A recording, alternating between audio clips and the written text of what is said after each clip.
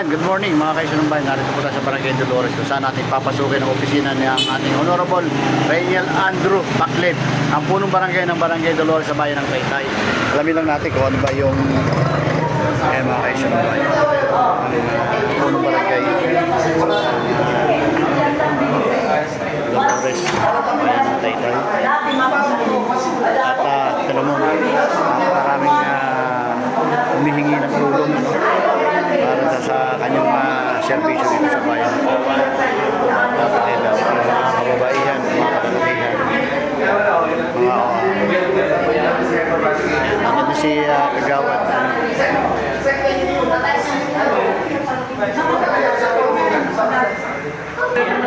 Ayan mga kaisulong bayan, narito ang ating mga senior citizen, mga kaisulong bayan. Ayan, ito, usapan nila kung magkano ang makukuha ng mga senior citizen, mga kaisulong bayan. Yung cash give sa kanila, pag-uusapan nila ni Kapitan Pacleb. Mga kapitbahay ko po dati ito dito sa Dolores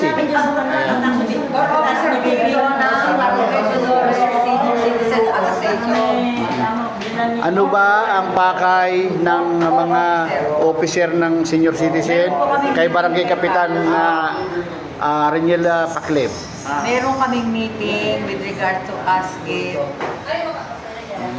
Para malaman kung magkano ba yung pagpaparty-party na.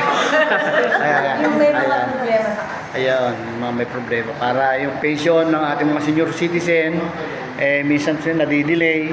At alamin na rin natin kung magkano yung maidadagdag. Nung araw, nung may mga lumapit sa akin sa may parte ng lalawigan ng Laguna, ang tinatanong naman sa akin, Sir Jerry, baka naman po pwede mong sabihin sa na baka dagdagan yung sa senior citizen dahil kinukulang pambili ng kanilang maintenance. Di ba? Ayan. Next year pa. Next year, madadagdagan. Di ba napakagandang balita niya? Yung binabalita ngayon. Ayan mga kaisunong bayan, mamaya po natin matutunghayan kung ano po ang mapag-uusapan ng ating mga head ng mga senior citizen sa pangunguna ng ating Barangay Kapitan Reniel Pacleb, mga kaisunong bayan. Para malaman na at kumuha tayo ng kung paano natin itong solusyonan, kailangan natin mag-isip ngayon. Dahil medyo magulo po yung binigay sa akin, dahil yung nakita ko, halo-halo ba, apat na page po na may sa first page, second page, third page, hanggang sa fourth, pero nakabay. So, pinag-salita sa parating po mga taga-Limbaga, tapos kanina, dito sa area, mabilis po natin mga kaisunong bayan ang tinatalakay po ng ating Barangay Kapitan tungkol po sa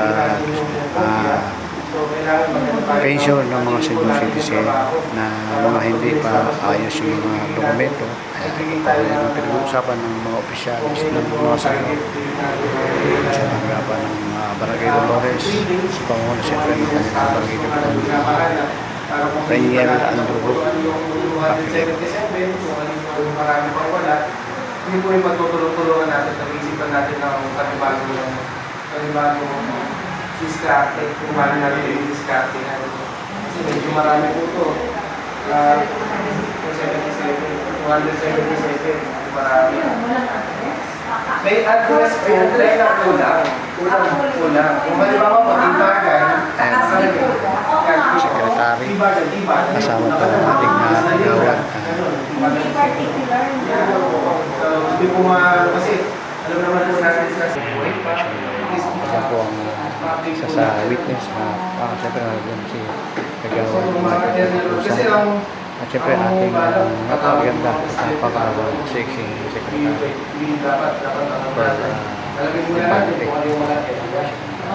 kung sino lang yung mga kasama, kung kasama doon sa nawawala. Hindi kumpleto yung address ko,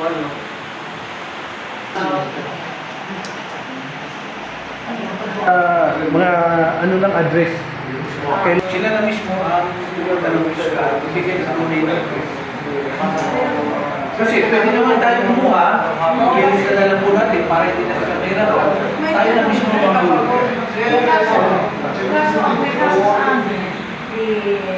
worn out ang, hindi, lumipat na siya sa ibang bahay niya. Golden City pa rin. Ako. May nagbago. Sabi ko, hindi pinabahan ko, hindi pina-update. Kaya, Sino po ang ginagawa? Saan ka ba tapos naman? na, hindi niya pina-update kasi na-forward na daw, ano list. Siguro dapat ganito po. Kaya sabi ko nga lang, naman siguro, bibigyan niyo kami ng feedback kung anong date andun sa amin. So I see to it that yung tao na yun, na kung ano yung address niya, doon na parang siya doon. Or, talagang ano, eh yung Magbibigay naman ng schedule na. may schedule na kung bibigyan niyo sa akin. Basta yung yun naman, ang alam ko naman na kailangan nilang i-present dito ay yung ID. Kailangan lang talaga yung ID. Kung wala, alam ko tatanggapin naman po kung merong policy.